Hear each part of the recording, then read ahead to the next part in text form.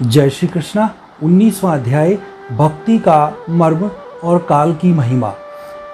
ओम नमो भगवते वासुदेवाय। देहूति ने पूछा, प्रभु, प्रकृति, पुरुष और महत्वादि का जैसा लक्षण सांख्य शास्त्र में कहा गया है तथा जिनके द्वारा उनका वास्तविक स्वरूप अलग अलग जाना जाता है और भक्ति योग को जिनका प्रायोजन कहा गया है, वह आप मुझे बतलाइए। आप कृपा करके भक्ति योग का मार्ग मुझे विस्तार पूर्वक बताइए, जिसके सिवा जीवों को जन्म मरण रूप अनेक प्रकार की गतियों का भी वर्णन कीजिए, जिनके सुनने से जीवों को सब प्रकार की वस्तुओं से वैराग्य होता है, जिसके भय से लोग शुभ कर्मों में प्रवृत्त होते हैं, जो ब्रह्मादि का भी शासन करने वाला है। उस सर्वसमर्थ काल का स्वरूप भी आप मुझे कहिए। ज्ञान दृष्टि से लुप्त हो जाने के कारण देहादि मिथ्या वस्तुओं में जिन्हें आत्म अभिमान हो गया है तथा बुद्धि के कर्मशक्त रहने के कारण अत्यंत श्रमित होकर भी चिरकाल से अपार अंधकार में संसार में सोए पड़े हैं, उन्हें जगाने के लिए आप योग प्रकाशक सूर्य ही प्रकट हुए हैं। श्री मैत्रेय जी कहते हैं, कुरुश्रेष्ठ विदुर जी, माता के यह मनोहर वचन सुनकर महामुनि कपिल ने उनकी प्रशंसा की और जीवों के प्रति दया से द्रवीभूत हो बड़ी प्रसन्नता के साथ उनसे इस प्रकार बोले। श्री भगवान ने कहा, माता जी, साधकों के भाव के अनुसार भक्ति योग का अनेक प्रकार से प्रकाश होता है, क्योंकि स्वभाव और गुणों के भेद से मनुष्य के भाव में भी भिन्नता आ जाती है। जो वेददर्शी क्रोधी पुरुष हृदय में हिंसा, दंभ और मार्त्यश का भाव रखकर मुझसे प्रेम करता है, वह मेरा तामस भक्त है। जो पुरुष विषय, यश और ऐश्वर्य की कामना से प्रतिमादि में मेरा भेदभाव से पूजन करता है, वह मेरा राजस भक्त है। जो व्यक्ति पापों का क्षय करने के लिए परमात्मा का अर्पण करने के लिए और पूजन करना कर्तव्य है, इस बुद्धि से मेरा भेदभाव से पूजन करता है, वह सात्विक भक्त है।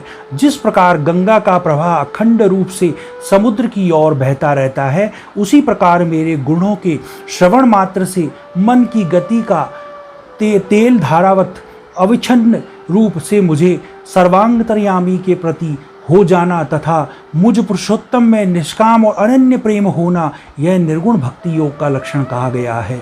ऐसा निष्काम भक्त दिए जाने पर भी मेरी सेवा को छोड़कर सालोक्य, सृष्टि, सामीप्य, सारूप्य और सायुज्य मोक्ष तक नहीं लेते।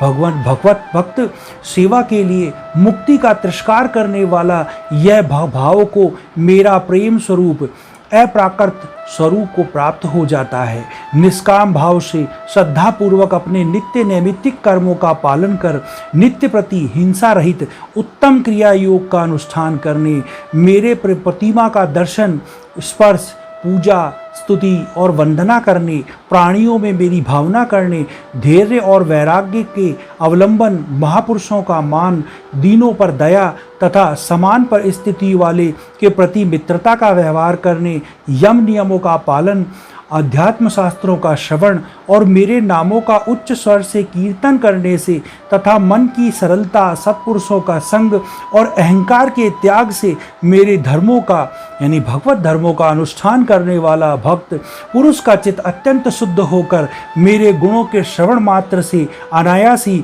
मुझ में लग जाता है।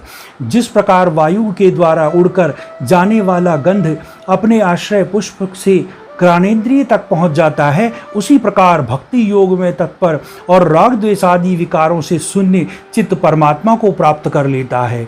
मैं आत्मस्वरूप से सदा सभी जीवों में स्थित हूँ, इसलिए जो लोग मुझे सर्वभूत स्थित परमात्मा का आत्मा परमेश्वर सभी भूतों में स्थित हूँ, ऐसी दशा में जो मोहवश मेरी उपेक्षा करके केवल प्रतिमा में पूजन में ही लगे रहते हैं, वह तो मानो भस्म से ही हवन करता है।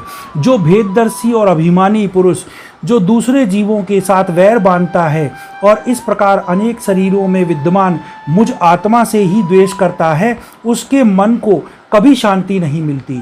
माता जी, जो दूसरे जीवों का अपमान करता है, वह बहुत सी घटिया बढ़िया सामग्रियों से अनेक प्रकार की विधि विधान के साथ मेरी मूर्ति का पूजन भी करे तो भी मैं उससे प्रसन्न नहीं होता। मनुष्य अपने धर्म का अनुष्ठान करता है तब तक मुझ ईश्वर की प्रतिमा आदि का पूजा करता रहे, जब तक उसे अपने हृदय में और संपूर्ण प्राणियों में स्थित परमात्मा का अनुभव ना हो जाए। जो व्यक्ति आत्मा और परमात्मा के बीच में थोड़ा सा भी अंतर करता है, उस भेद दृष्टि को मैं मृत्यु रूप के से महान भय में उपस्थित करता हूँ। अतः संपूर्ण प्राणियों के भीतर घर बनाकर उन प्राणियों के ही रूप में स्थित मुझ परमात्मा का यथा योग्य दान, मान, मित्रता के व्यवहार और समदृष्टि के द्वारा पूजन करना चाहिए।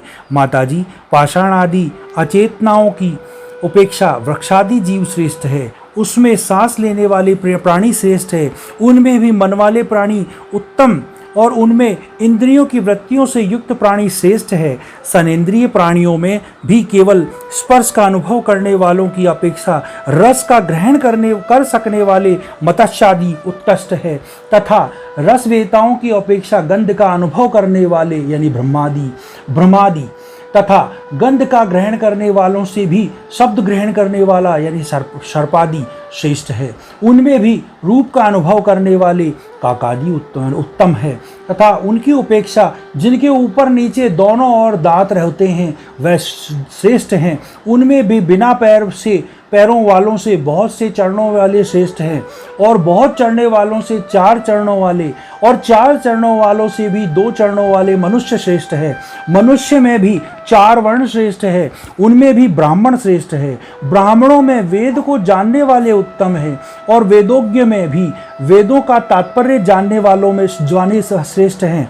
तात्पर्य जानने वालों में संशय निवारण करने वाले, उनमें भी अपने वर्णाश्रम में धर्म पालन करने वाले, तथा उनमें भी आसक्ति का त्याग और अपने धर्म का निष्काम भाव से आचरण करने वाले श्रेष्ठ हैं। उनकी उपेक्षा भी जो लोग अपने संपूर्ण कर्म, उनके फल तथा अपने शरीर को भी मुझे ही अर्पण करके भेदभाव छोड़कर मेरी उपासना करता है वह श्रेष्ठ है। इस प्रकार मुझ में ही चित्त और कर्म समर्पण करने वाले अकर्ता और समदर्शी पुरुष से बढ़कर मुझे और कोई अन्य प्राणी नहीं दिखता। अतः यह मानकर कि जीव रूप अपने अंश से साक्षात भगवान ही सब में अनुगत है, इन समस्त प्राणियों को बड़े आदर के साथ मन से प्रणाम करी। माताजी, इस प्रकार मैंने तुम्हारे लिए भक्ति योग और अष्टांग योग का वर्णन किया।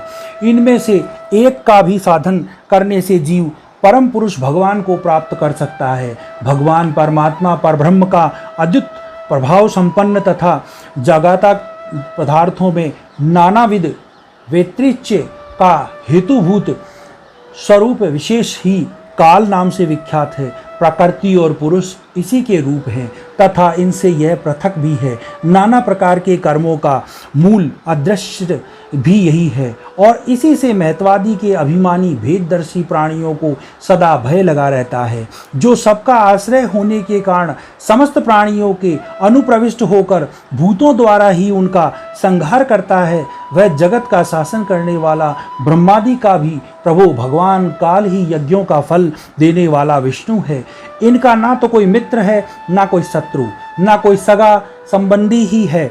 यह सर्वदा सजग रहता है और अपने स्वरूप भूत श्री भगवान को भूलकर भोग रूप प्रमाद में पड़े हुए प्राणियों पर आक्रमण करके उनका संहार करता है। इसी के भय से वायु चलता है, इसी के भय से सूर्य तपता है, इसी के भय से इंद्र वर्षा करते हैं, और इसी के भय से तारे चकमकाते हैं। इसी के भय से भयभीत होकर औषधियों के सहित लताएं और सारी वनस्पतियां समय समय पर फल फूल धारण करती हैं। इसी के डर से नदियां बहती है और समुद्र अपने मर्यादा से बाहर नहीं आता। इसी के भय से अग्नि प्रज्वलित होती है और पर्वतों के सहित पृथ्वी जल में नहीं डूबती। इसी के शासन से यह आकाश जीवित प्राणियों को श्वास प्रवास के लिए अवकाश देता है और महतत्व अहंकार रूप शरीर का 7 आवरणों से युक्त ब्रह्मांड के रूप में विस्तार करता है। इस काल के ही भय से सत्वादी गुणों के नियामक विष्णु आदि देवगण जिनके अधीन रहकर सारा चराचर जगत है, अपने जगत रचना आदि कार्यों में युग्म कर्म के में तत्पर रहते हैं। यह अविनाशी काल स्वयं अनादि किंतु दूसरों के आदि करता यानी उत्पादक है, तथा स्वयं अनंत होकर भी दूसरों का अंत करने वाला है। यह पिता से पुत्र की उत्पत्ति कराता है और सारे जगत की रचना करता है, और अपनी संहार शक्ति मृत्यु के द्वारा यमराज को भी मरवाकर उसका अंत कर देता है। बोलो भगवान श्री कृष्ण की जय। हरे कृष्ण कृष्ण कृष्ण हरे हरे, हरे राम राम राम हरे हरे, हरे कृष्ण कृष्ण कृष्ण हरे हरे, हरे राम राम राम हरे हरे। बोलो भगवान श्री कृष्ण की जय। 29वां अध्याय समाप्त।